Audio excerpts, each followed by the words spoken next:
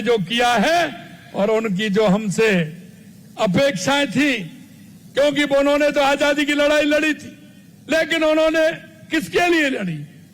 वो हमारे और आपके लिए लड़ी थी। लेकिन उनके सपनों को पूरा करने का भी काम हम सबको मिलकर के करना है। आज के दिन राजस्थान की शिक्षा व्यवस्था के लिए एक ऐतिहासिक अवसर है। आज इस पावन अवसर पर प्रदेश में 75 लाख विद्यार्थियों द्वारा सामूहिक सरस्वती वंदना कर शिक्षा की देवी को नमन किया है। यह कार्यक्रम शिक्षा में सहभागिता, संवाद, सामूहिक उत्तरदायित्व की एक नई परंपरा की शुरुआत है। यशस्वी प्रधानमंत्री नरेंद्र मोदी जी ने उनकी वीरता को मैं आज बसंत के साथ साथ, जैसा मैंने कहा, आजाद हिंद फौज के संस्थापक, आजादी की लड़ाई के महान सेनानी सुभाष चंद्र बोस की जयंती भी है। यह संयोग है, इसलिए यशस्वी प्रधानमंत्री नरेंद्र मोदी जी ने, आपने देखा, उनकी वीरता को नमन करते हुए उनकी जयंती को पराक्रम दिवस के तौर पर मनाने की शुरुआत की है। क्यों? कि हमारे सुभाष चंद्र बोस जी हमारे ऊर्जा के स्रोत हैं, और वो ऊर्जा के स्रोत इसलिए हैं कि उन्होंने देश की आजादी के लिए आजाद हिंद फौज का निर्माण किया था। देश की आजादी के लिए उन युवाओं को, जो युवा देश की आजादी के लिए राष्ट्र प्रेमी थे, उनको जगा करके आजादी का बहुत बड़ा योगदान देने का और उनको एक साथ लेकर के चलने का काम हमारे सुभाष चंद्र बोस जी ने किया, ताकि देश का युवा उनके जीवन और पराक्रम से प्रेरणा लेकर राष्ट्र निर्माण में अपना योगदान दे सके। हमें सुभाष चंद्र जी से भी सीखना है। युवा शक्ति किसी भी राष्ट्र और राज्य की सबसे बड़ी पूंजी होती है। देश और प्रदेश की तरक्की में युवाओं की निर्णायक भूमिका रही है, और आजादी की लड़ाई में भी हमारे युवा जो थे, उनकी बहुत महत्वपूर्ण योगदान रहा है। युवा देश के वर्तमान भी है और युवा देश का भविष्य भी है। यशस्वी प्रधानमंत्री नरेंद्र मोदी जी के नेतृत्व में आज का भारत अमृत काल से गुजर रहा है। आत्मनिर्भर भारत, नवाचार और वैश्विक नेतृत्व की ओर हमारा देश तेजी से आगे बढ़ रहा है। इस अमृत काल में देश और प्रदेश को विकसित बनाने का दायित्व सबसे अधिक आप युवाओं के कंधों पर है। युवा जब करवट बदलता है तो निश्चित रूप से बदलाव होता है। मैं युवाओं से कहना चाहता हूं कि आप आइए, आगे आइए और हमारे प्रदेश को और देश को आगे बढ़ाइए। इसके लिए हमारी सरकार युवाओं की शिक्षा, कौशल और विकास, रोजगार और स्वरोजगार के लिए अनेक तरह के प्रोत्साहन दे रही है। 1 लाख से अधिक पदों पर नियुक्ति प्रदान की गई है और विभिन्न संवर्गों में 1,43,000 पदों पर भर्ती प्रक्रियाधीन है, और निजी क्षेत्र में भी हमने 2.5 लाख युवाओं को रोजगार दिया है। और आपने अभी देखा है, अभी हमने, क्योंकि स्वामी विवेकानंद जी की जयंती 12 जनवरी को 1 लाख भर्तियों का कैलेंडर भी हमने निकाला है। मैं युवाओं को विश्वास दिलाना चाहता हूं कि आपको चिंता करने की जरूरत नहीं है। राजस्थान के अंदर युवा को अगर नौकरी करेगा तो सरकारी नौकरी भी देंगे, प्राइवेट तौर पर भी देंगे, और हम चाहते हैं कि हमारा युवा नौकरी लेने वाला नहीं, नौकरी देने वाला भी राजस्थान का युवा बने, नौकरी देने वाला भी बने। इसके लिए भी हम एक युवा नीति लेकर के आए हैं, और हम चाहते हैं कि हमारा युवा हमारी योजनाओं का फायदा लेकर के, क्योंकि हम जानते हैं, हम युवा की स्थिति जानते हैं, और युवा हमारा करना चाहता है, लेकिन उसको मार्गदर्शन की आवश्यकता होती है, उसे अर्थ की आवश्यकता होती है। हमारी सरकार उनका मार्गदर्शन भी करेगी और उनको अर्थ उपलब्ध कराने का काम भी हमारी सरकार करेगी। यह भी मैं आपसे कहना चाहता हूं। 71 नए राजकीय महाविद्यालयों की स्थापना की गई है। संभाग स्तर पर युवा साथी केंद्र स्थापित कर युवाओं को कैरियर मार्गदर्शन किया जा रहा है। प्रदेश के खिलाड़ियों को आगे बढ़ने का अवसर प्रदान करने के लिए राजस्थान में खेलो इंडिया यूनिवर्सिटी गेम का सफल आयोजन किया गया है। हमने युवाओं के सर्वांगीण विकास के लिए राजस्थान युवा नीति और रोजगार नीति भी लागू की है, जिससे हमारे युवा को भटकना नहीं पड़े, उसके लिए भी हम काम कर रहे हैं। हम चाहते हैं कि हमारे युवा रोजगार मांगने के साथ ही रोजगार देने वाला बने। इसके लिए मुख्यमंत्री युवा स्वरोजगार योजना की भी शुरुआत हमने की है। राज्य में 18 से लेकर के 45 वर्ष के आयु के युवाओं को ब्याज मुक्त ऋण प्रदान करके उद्यमता के प्रेरित करना इस योजना का मुख्य लक्ष्य है। क्या उनको 18 साल से लेकर के 45 साल तक ब्याज मुक्त ऋण देने का काम हमारी सरकार करेगी। मैं मेरे युवा भाई बहनों से कहना चाहता हूं, आप आइए, आप अपना निजी काम करिए, हमारी सरकार पूरी तरह से आपके साथ है। करीब 2 लाख युवाओं को इंटर्नशिप करवाई गई है। 3,37,000 से अधिक युवाओं को कौशल प्रशिक्षण दिया गया है। 65 आई स्टार्टअप लॉन्च पैड स्थापित किए गए हैं। 658 स्टार्टअप को करीब 22.5 करोड़ रुपए की सहायता प्रदान की गई है। हमारे युवा प्रदेश की अर्थव्यवस्था को मजबूत बनाने में भी अपना योगदान दे रहा है। प्रदेश के युवाओं को पर्यटन, मार्गदर्शक, दुभाषीय अनुवादन जैसे रोजगारोन्मुखी क्षेत्रों में अवसर मिले। इसके लिए हम, क्योंकि दूसरे क्षेत्रों में, दूसरे देशों में जाते हैं तो भाषा की बड़ी समस्या होती है, हम भाषा में कुशलता प्राप्त करना जरूरी है। उसके लिए भी हम राजस्थान के अंदर दूसरे जो देश है उनकी भाषा का विद्यालय खोल करके उस भाषा का ज्ञान कराने का भी काम करेंगे, जिससे हमारे युवा बाहर किसी देश में जाकर के भी काम कर सकते हैं। इस आवश्यकता को पूरा करने के लिए हमारी सरकार द्वारा राजकीय महाविद्यालयों में अध्ययनरत विद्यार्थियों के लिए मैं आज जयपुर में विदेशी भाषा संचार कौशल स्कूल खोलने की घोषणा भी आज आपके माध्यम से मैं करता हूं। मां सरस्वती की वंदना के इस पर्व पर हमने प्रदेशवासियों को 1,000 करोड़ से अधिक की सौगात दी है। और मैं आपसे कहना चाहता हूं, क्योंकि देश के यशस्वी प्रधानमंत्री नरेंद्र मोदी जी के नेतृत्व में हमारी देश के अंदर, कहते हैं कितनी जातियां, हमारे प्रधानमंत्री जी कहते हैं 4 जातियां हैं।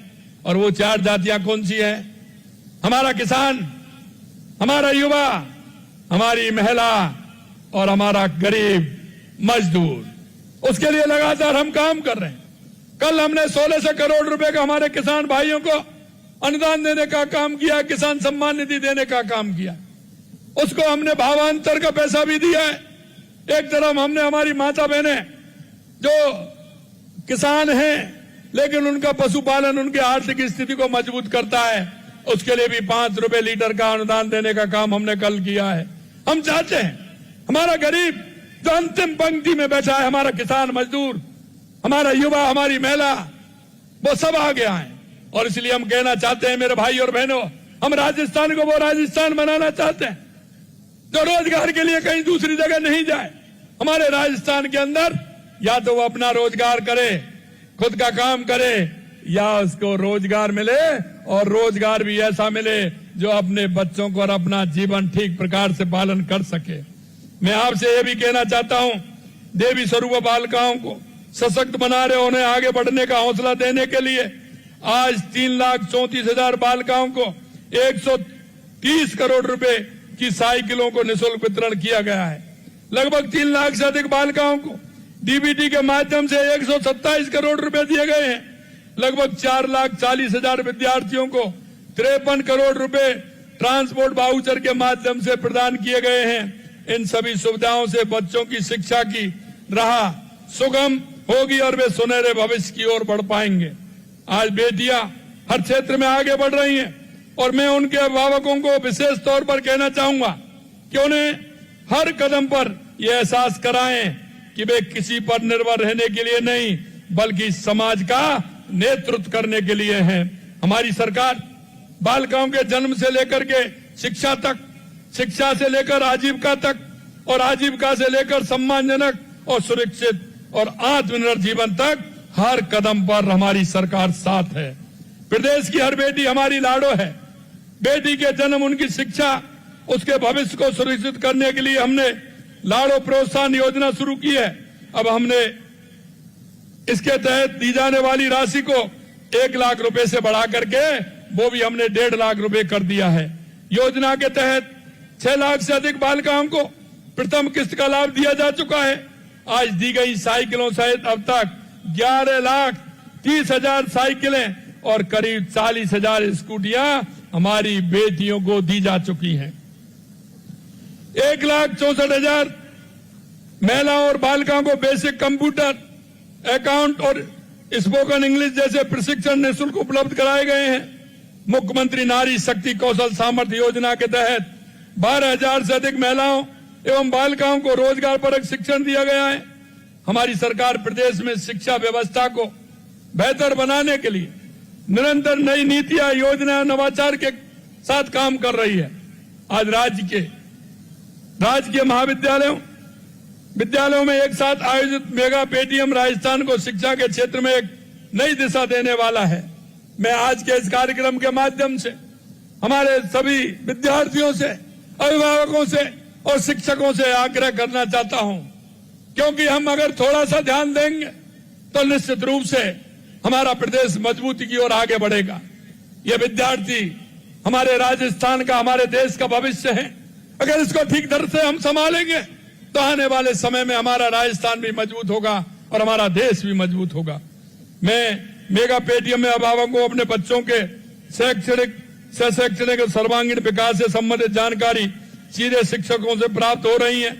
यह संवाद शिक्षक, अभिभावक और विद्यार्थी तीनों के बीच विश्वास और सहयोग की मजबूत कड़ी स्थापित करता है और विद्यालय के प्रति समाज के दृष्टिकोण को सकारात्मक रूप में परिवर्तित करता है। क्योंकि विद्यालय का वातावरण बनाने के लिए आवश्यकता है कि अभिभावक भी उसमें जुड़े। शिक्षक के साथ जब अभिभावक जुड़ेगा तो हमारा विद्यालय का वातावरण अच्छा बनेगा।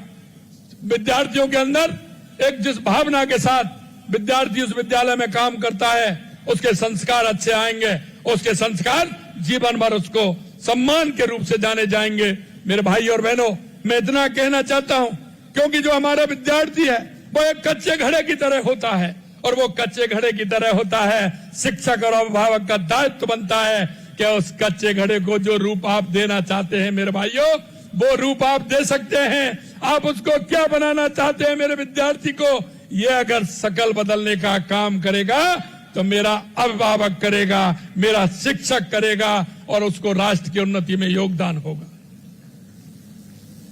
मेगा पेटीएम के अवसर पर राज्य के सभी राजकीय विद्यालयों में कृष्ण भोग का आयोजन भी किया गया है।